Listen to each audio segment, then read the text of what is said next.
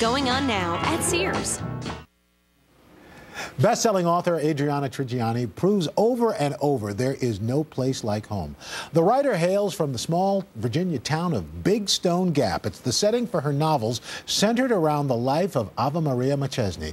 And Adriana has now just completed the 4th installment of her heroine's journey, appropriately titled Home to Big Stone Gap. She's here with 2 of her fans, Karen LoCastro and Jessica Gleason. Good morning to you ladies. Good morning. Good morning. So for those of us who did not grow up in a place like Big Stone Gap, and more probably people didn't than did, why is a place like this resonate so much with people? Well, it's small town America, and a place like Big Stone Gap, you've got it all. You have the town eccentrics, the librarian, the bookmobile, all that kind of stuff. But you also have like really deep, abiding relationships, which is what the book club members are into.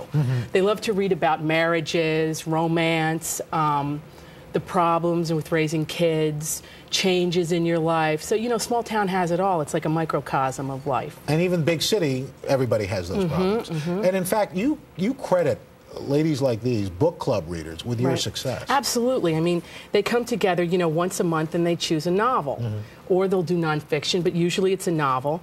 And I call into the book clubs at night. Or I visit, like I went to Karen's house, which was a lot of fun, and we're going to lunch with Jessica's book club. So it becomes like a source of community. It's almost like a little group that meets and you come together and talk about issues. So this is the 4th novel. What was it about the first 3 that grabbed you guys?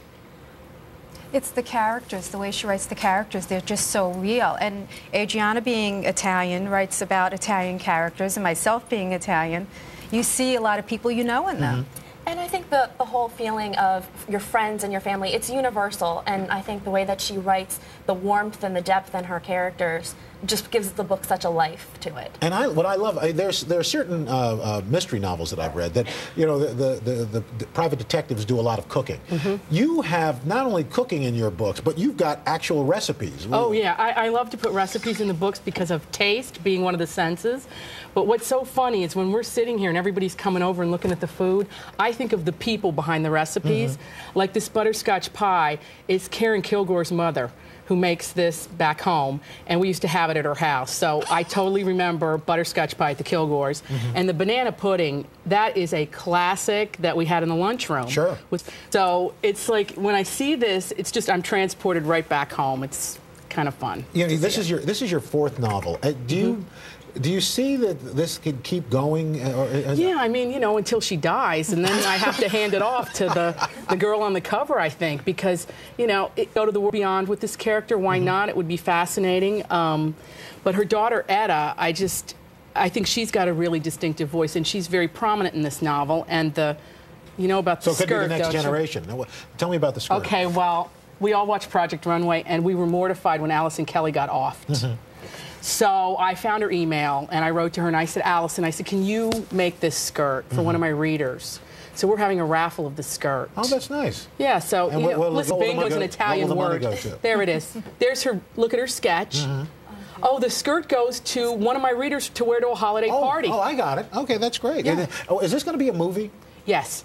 The first installment, Big Stone Gap, we're working on it right now. Storefront Pictures, we're casting the lead. Who would you like? If you have any ideas, who would you email like me. to see, Ave Maria? Maureen O'Hara. No, you know what I mean. But Maureen O'Hara, when she, I was going to say. Still, but you know what I mean. I pictured her sort of sometimes, after.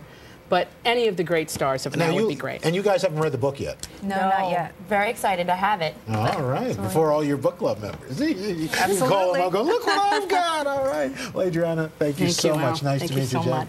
Guys, thank you. All right, and you can read an excerpt from Home to Big Stone Gap on our website, msnbc.com. So, Adriana, Karen, and Jessica, thank you so much. Coming up next, we're going to get cooking with this week's winner of the Top Chef Challenge. But first, this is Today.